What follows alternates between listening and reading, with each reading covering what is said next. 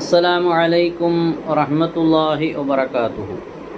أعوذ بالله من الشيطان الرجيم. بسم الله الرحمن الرحيم. الحمد لله رب العالمين والصلاة والسلام على أشرف المرسلين وعلى آله وصحبه الفائزين أما بعد. പ്രിയം നിറഞ്ഞ സഹോദരങ്ങളെ, സുഹൃത്തുക്കളെ,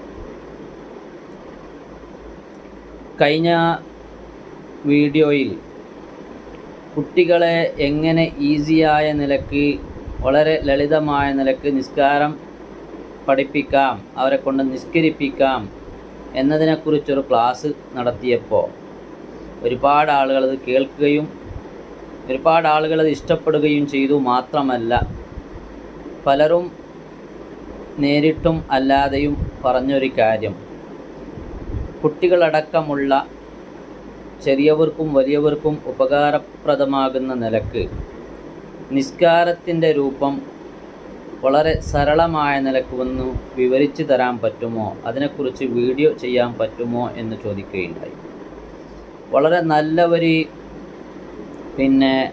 അഭിപ്രായമാണ് പറഞ്ഞത് എന്ന് മനസ്സിലാക്കുകയും അങ്ങനെ ഇൻഷാ അല്ലാഹ് കഴിവിൻ്റെ പരമാവധി അത് ശ്രമിക്കാമെന്ന് പറയുകയും ആ വിഷയത്തിനിങ്ങനെ ഞാൻ ചിന്തിച്ചു, അതൊരു നല്ല വിഷയമാണെന്ന് മനസ്സിലാക്കിയതുകൊണ്ട് ഇൻഷാ അല്ലാഹ് നമുക്ക് വളരെ സരളമായ നിലക്ക് ചെറിയവർ മുതൽ മുതിർന്നവർക്ക് വരെ വളരെ ലളിതമായ നിലക്ക് പഠിക്കാനും മനസ്സിലാക്കാനും പറ്റിയ നിലക്കുള്ള നിസ്കാരത്തിൻ്റെ രൂപം ഇൻഷാ അല്ലാഹ് ഇന്നത്തെ ഈ വീഡിയോ മുതൽ നമുക്ക് തുടങ്ങാം. ഇടക്കിടക്കായി അതിൻ്റെ പൂർണ്ണമായ രൂപം തന്നെ നിയ്യത്ത് മുതൽ അവസാനം സലാം വീട്ടുന്നത് വരെയുള്ള കാര്യങ്ങൾ വളരെ ചുരുങ്ങിയ നിലക്ക്, ഒരുപാട് നീട്ടിപ്പരത്തി പറയാതെ വളരെ ചുരുങ്ങിയ നിലക്ക് എല്ലാവർക്കും പഠിക്കാൻ പറ്റിയ, നല്ല ഇൻട്രസ്റ്റോടു കൂടി കേൾക്കാൻ പറ്റിയ നിലക്ക് നമുക്ക് അവതരിപ്പിക്കാം. നിസ്കാരത്തെക്കുറിച്ച് പറയുകയാണെങ്കിൽ ഒരുപാട് നമുക്ക് പറയേണ്ടി വരും, ഒരുപാട് വിശദീകരിക്കേണ്ടി വരും.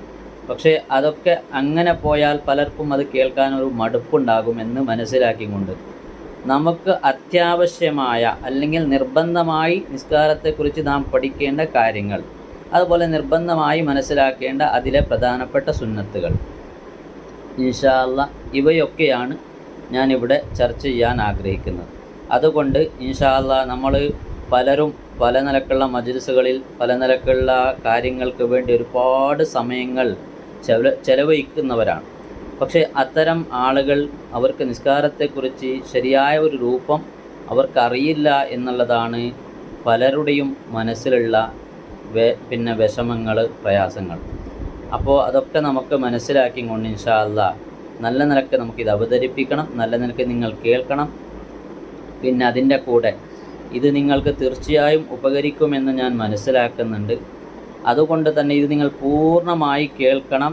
ഇത് നിങ്ങൾക്ക് ഉപകാരപ്രദമാണെങ്കിൽ ഇതിനെ നിങ്ങൾ കമൻറ്റിലൂടെ അറിയിക്കണം എന്ന് മാത്രമല്ല, ഇൻഷാ അല്ലാഹ് ഈ വീഡിയോയുടെ അവസാനത്തിൽ ഇത് നിങ്ങൾ അവസാനം വരെ കേൾക്കണം. ഇതിൻ്റെ അവസാനത്തിൽ ഓരോ ദിവസത്തിൻ്റെ ആ ക്ലാസ്സിലെ പ്രധാനപ്പെട്ട 1-2 ചോദ്യങ്ങൾ ഞാൻ ചോദിക്കും. ആ ചോദ്യങ്ങൾക്ക് കൃത്യമായ ശരിയായ ഉത്തരം പറയുന്ന 3 ആളുകൾക്ക് ഈ ക്ലാസ് തുടങ്ങി 10ാമത്തെ ക്ലാസ് ആകുമ്പോൾ, ഓരോ 10 ക്ലാസ് കഴിയുമ്പോൾ ഈ ശരി ഉത്തരം നൽകിയ 10 ക്ലാസ്സുകളിലെയും ചോദ്യങ്ങൾക്ക് ശരി ഉത്തരം നൽകിയവരുടെ പേര് നറുക്കെടുപ്പിലൂടെ നറുക്കെടുപ്പെടുത്തും കൊണ്ട് 3 ആളുകളെ സെലക്ട് ചെയ്ത് അവർക്ക് നല്ല ഒരു സമ്മാനം, അവരുടെ ജീവിതത്തിൽ വളരെ ഫലപ്രദമാകുന്ന ഒരു നല്ല ഒരു സമ്മാനം 3 പേർക്ക് ഞാൻ കൊടുക്കാൻ ആഗ്രഹിക്കുന്നുണ്ട്. അതുകൊണ്ട് വീഡിയോ അവസാനം വരെ കാണുകയും ഓരോ ദിവസത്തിൻ്റെ ക്ലാസ്സിന് കൃത്യമായ ഉത്തരം പറയുന്ന 3 ആളുകൾക്കായിരിക്കും ഈ ചാൻസ് കിട്ടുക. ഇൻഷാ അല്ലാഹ് ഇതൊക്കെ നിങ്ങൾ പരിഗണിച്ച് ക്ലാസ് നല്ല നിലക്ക് കേട്ട് മനസ്സിലാക്കി പഠിക്കുക. അതോടുകൂടി നമ്മുടെ ചാനൽ നിങ്ങൾ സബ്സ്ക്രൈബ് ചെയ്യാത്തവരാണെങ്കിൽ അതൊന്ന് സബ്സ്ക്രൈബ് ചെയ്യുകയും മറ്റുള്ളവർക്ക് ഇത് എത്തിച്ചു കൊടുക്കുകയും ചെയ്യണമെന്ന് നിങ്ങളോട് ഞാൻ അഭ്യർത്ഥിക്കുന്നു. അല്ലാഹു തആല നമ്മുടെ ഇൽമുകൾ നാഫിയാക്കട്ടെ. നാം കേൾക്കുന്നതും പറയുന്നതും അല്ലാഹു സ്വാലിഹായ അമലുകളിൽ പെടുത്തുമാറാകട്ടെ. ഇൻഷാ അല്ലാഹ് നമുക്ക് ആദ്യമായി നിസ്കാരത്തിനെ കുറിച്ച് പറയുമ്പോൾ അതിൻ്റെ മുന്നോടിയായും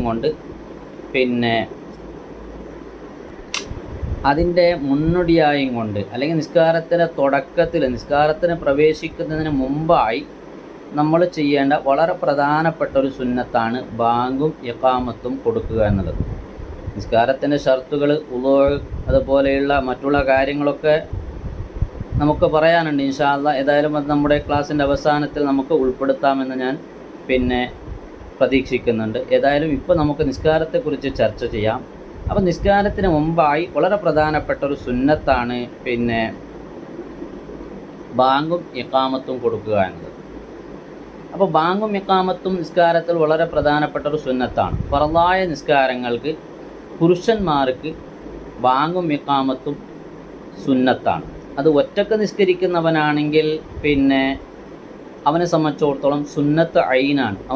അവൻ സ്വയം ചെയ്യേണ്ട വളരെ പ്രധാനപ്പെട്ട ഒരു സുന്നത്താണ് പുരുഷന്മാർക്ക് ബാങ്കും ഇഖാമത്തും. എന്നാൽ ജമാഅത്തായി നിസ്കരിക്കുകയാണെങ്കിൽ ആ നിസ്കാരത്തിനും ബാങ്കും ഇഖാമത്തും സുന്നത്ത് കിഫായയാണ്. അതേ സമയത്ത് ഇവിടെ ശ്രദ്ധിക്കേണ്ടത്, ഒറ്റക്ക് നിസ്കരിക്കുന്നവൻ അവൻ്റെ സ്വന്തം ശരീരത്തിന് കേൾക്കത്തക്ക നിരക്കും, ജമാഅത്തായി നിസ്കരിക്കുന്നവർ ആ ജമാഅത്തിൽ പങ്കെടുക്കുന്ന ഏതെങ്കിലും ഒരാൾക്ക് ആ ബാങ്കിൻ്റെ ശബ്ദങ്ങൾ കേൾപ്പിക്കൽ നിർബന്ധമാണ്. അതുപോലെ ഇഖാമത്തിൻ്റെ ഇത് നാം ശ്രദ്ധിക്കണം. അപ്പോൾ ജമാഅത്തിന് ബാങ്ക് കൊടുക്കുമ്പോൾ ആർക്കും കേൾക്കാത്ത നിലക്ക് ബാങ്ക് കൊടുത്താൽ മതിയാവുകയില്ല. അതുപോലെ തന്നെ സ്ത്രീകളെ സംബന്ധിച്ചിടത്തോളം സ്ത്രീകളും അങ്ങനെ തന്നെ. സ്ത്രീകൾക്ക് ബാങ്ക് സുന്നത്തില്ല. നിസ്കാരങ്ങൾക്ക് സ്ത്രീകൾ ബാങ്ക് കൊടുക്കൽ സുന്നത്തില്ല, ഇഖാമത്ത് മാത്രമേ അവർക്ക് സുന്നത്തുള്ളൂ. അവരും അങ്ങനെ തന്നെയാണ്. ജമാഅത്തായി നിസ്കരിക്കുകയാണെങ്കിൽ അവരുടെ ജമാഅത്ത് നിസ്കാരത്തിന് ഇഖാമത്ത് കൊടുക്കൽ സുന്നത്താണ്. പ്രത്യേകിച്ചു സ്ത്രീകളാവുമ്പോൾ അവർ വീട്ടിലൊക്കെ പെൺമക്കളെ കൂട്ടി നിസ്കരിക്കുകയാണെങ്കിൽ 2-3 പെൺമക്കളെ കൂട്ടി 2-3 ആളുകൾ ചേർന്ന് ജമാഅത്തായി നിസ്കരിക്കുന്നുണ്ടെങ്കിൽ ആ കൂട്ടത്തിലുള്ള ഏതെങ്കിലും ഒരാൾക്കെങ്കിലും ആ ഇഖാമത്ത് കേൾക്കൽ നിർബന്ധമാണ്. അപ്പോൾ ചുരുക്കി പറഞ്ഞാൽ ഫർളായ നിസ്കാരങ്ങൾക്ക് ബാങ്കും ഇഖാമത്തും പുരുഷന്മാർക്ക് സുന്നത്താണ്. ഒറ്റക്ക് നിസ്കരിക്കുന്നവനാണെങ്കിൽ അവൻ്റെ സ്വന്തം ശരീരത്തിന് കേൾക്കത്തക്ക നിലക്ക് അവൻ ബാങ്ക് കൊടുക്കണം. ജമാഅത്തായി നിസ്കരിക്കുന്നവരാണെങ്കിൽ ആ ജമാഅത്തിൽ പങ്കെടുക്കുന്ന ഒരാൾക്കെങ്കിലും ആ ബാങ്കും ഇഖാമത്തും കേട്ടിരിക്കണം. അതേ സമയത്ത് ഇത് ഫർളായ നിസ്കാരങ്ങളെ കാര്യങ്ങളാണ് പറഞ്ഞത്. എന്നാൽ സുന്നത്ത് നിസ്കാരങ്ങൾക്ക് ബാങ്കും ഇഖാമത്തും സുന്നത്തില്ല. ചില സ്ത്രീകൾ ചോദിക്കാറുണ്ട്, സുന്നത്ത് നിസ്കാരങ്ങൾക്ക് ഇഖാമത്ത് കൊടുക്കണോ? സുന്നത്ത് നിസ്കാരങ്ങൾക്ക് ഇഖാമത്ത് കൊടുക്കേണ്ടതില്ല, കൊടുക്കൽ സുന്നത്തില്ല, ഫർള് നിസ്കാരങ്ങൾക്ക് മാത്രമാണ്. അപ്പോൾ ഇത് നാം പ്രത്യേകമായി ശ്രദ്ധിക്കണം. അതുപോലെ തന്നെ മറ്റൊരു സംശയം ചോദിക്കുന്നത്, ചില ആളുകളെ സംബന്ധിച്ചിടത്തോളം അവർക്ക് ഒരുപാട് നിസ്കാരങ്ങൾ ഖളാ ആയിരിക്കും. ആ ഖളാ ആയ നിസ്കാരങ്ങൾ, ഒന്നിലേറെ നിസ്കാരങ്ങൾ ഉണ്ടാകുമ്പോൾ എല്ലാ നിസ്കാരങ്ങൾക്കും ബാങ്ക് കൊടുക്കണോ എന്ന് ചോദിക്കുന്ന ആളുകൾ, അത് പുരുഷന്മാരാണെങ്കിലും സ്ത്രീകളാണെങ്കിലും ആരാണെങ്കിലും. അപ്പോൾ അത്തരക്കാർ ശ്രദ്ധിക്കേണ്ടത്, അവിടെ അതിനെക്കുറിച്ച് മഹാന്മാർ പറയുന്നത്, വയു അദ്ദിനുലിൽ ഊലാ മിൻ സ്വലവാത്തിൻ തബാലത്ത് വയുഖീമു ലികുല്ലി മിൻഹാ. ഒരുപാട് നിസ്കാരങ്ങളുണ്ടെങ്കിൽ അവിടെ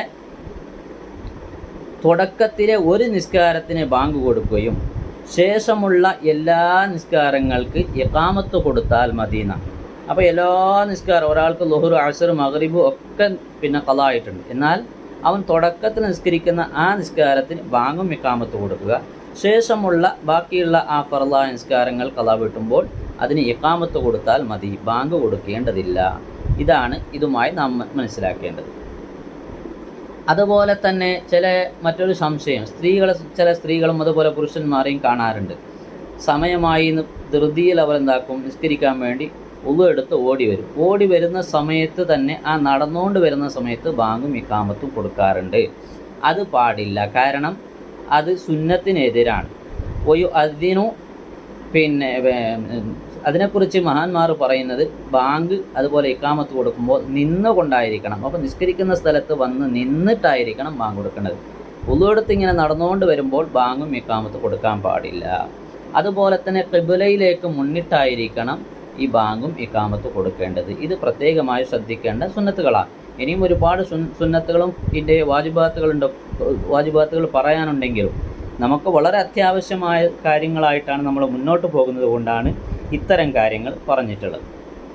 അപ്പോൾ ബാങ്കും ഇഖാമത്തിൻ്റെയും വിഷയം കഴിഞ്ഞു.